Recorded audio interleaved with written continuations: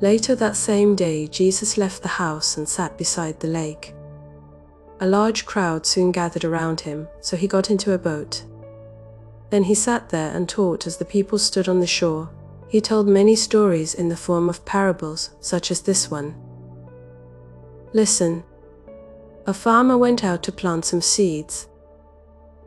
As he scattered them across his field, some seeds fell on a footpath and the birds came and ate them. Other seeds fell on shallow soil with underlying rock.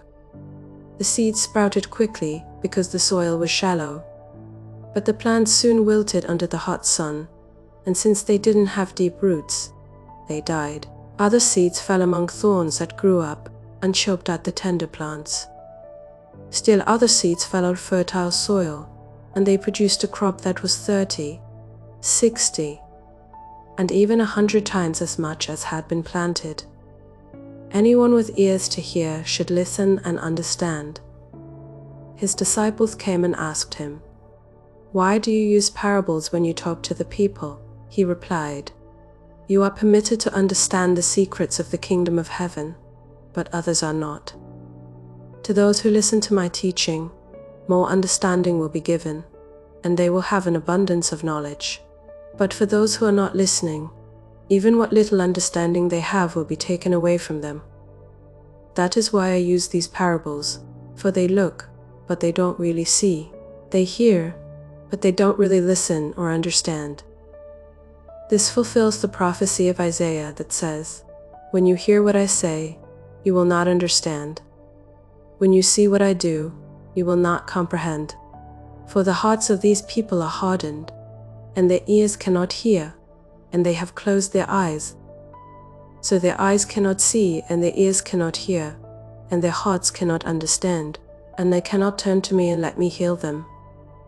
But blessed are your eyes, because they see, and your ears, because they hear. I tell you the truth, many prophets and righteous people longed to see what you see, but they didn't see it, and they longed to hear what you hear, but they didn't hear it." Now listen to the explanation of the parable about the farmer planting seeds. The seed that fell on the footpath represents those who hear the message about the kingdom and don't understand it. Then the evil one comes and snatches away the seed that was planted in their hearts. The seed on the rocky soil represents those who hear the message and immediately receive it with joy. But since they don't have deep roots, they don't last long.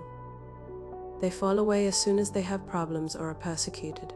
For believing God's word, the seed that fell among the thorns represents those who hear God's word, but all too quickly the message is crowded out by the worries of this life and the lure of wealth, so no fruit is produced. The seed that fell on good soil represents those who truly hear and understand God's word and produce a harvest of 30, 60, or even 100 times as much as had been planted. Here is another story Jesus told. The kingdom of heaven is like a farmer who planted good seed in his field.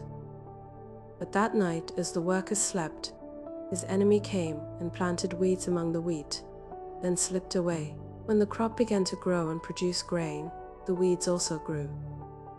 The farmer's workers went to him and said, "Sir, the field where you planted that good seed is full of weeds. Where did they come from? An enemy has done this," the farmer exclaimed. "Should we pull out the weeds?" they asked. "No," he replied. "You'll uproot the wheat if you do. Let both grow together until the harvest. Then I will tell the harvesters to sort out the weeds, tie them into bundles and burn them, and to put the wheat in the barn." Here is another illustration Jesus used. The kingdom of heaven is like a mustard seed planted in a field. It is the smallest of all seeds, but it becomes the largest of garden plants. It grows into a tree, and birds come and make nests in its branches. Jesus also used this illustration. The kingdom of heaven is like the yeast a woman used in making bread. Even though she put only a little yeast and 3 measures of flour, it permeated every part of the dough. Jesus always used stories and illustrations like these when speaking to the crowds. In fact, he never spoke to them without using such parables. This fulfilled what God had spoken through the prophet. "I will speak to you in parables. I will explain things hidden since the creation of the world." Then, leaving the crowds outside, Jesus went into the house. His disciples said, "Please explain to us the story of the weeds in the field." Jesus replied, "The Son of Man is the farmer who plants the good seed. The field is the world, and the good seed represents the people of the kingdom. The weeds are the people who belong to the evil one. The enemy who planted the weeds among the wheat is the devil. The harvest is the end of the world, and the harvesters are the angels. Just as the weeds are sorted out and burned in the fire, so it will be at the end of the world. The Son of Man will send his angels, and they will remove from his kingdom everything that causes sin and all who do evil, and the angels will throw them into the fiery furnace, where there will be weeping and gnashing of teeth. Then the righteous will shine like the sun in their Father's kingdom. Anyone with ears to hear should listen and understand. The kingdom of heaven is like a treasure that a man discovered hidden in a field. In his excitement, he hid it again and sold everything he owned to get enough money to buy the field again. The kingdom of heaven is like a merchant on the lookout for choice pearls. When he discovered a pearl of great value, he sold everything he owned and bought it again. The kingdom of heaven is like a fishing net that was thrown into the water and caught fish of every kind. When the net was full, they dragged it up onto the shore, sat down, and sorted the good fish into crates, but threw the bad ones away. That is the way it will be at the end of the world. The angels will come and separate the wicked people from the righteous, throwing the wicked into the fiery furnace, where there will be weeping and gnashing of teeth. Do you understand all these things? Yes, they said. We do. Then he added, every teacher of religious law who becomes a disciple in the kingdom of heaven is like a homeowner who brings from his storeroom new gems of truth as well as old. When Jesus had finished telling these stories and illustrations, he left that part of the country. He returned to Nazareth, his hometown. When he taught there in the synagogue, everyone was amazed and said, "Where does he get this wisdom and the power to do miracles?"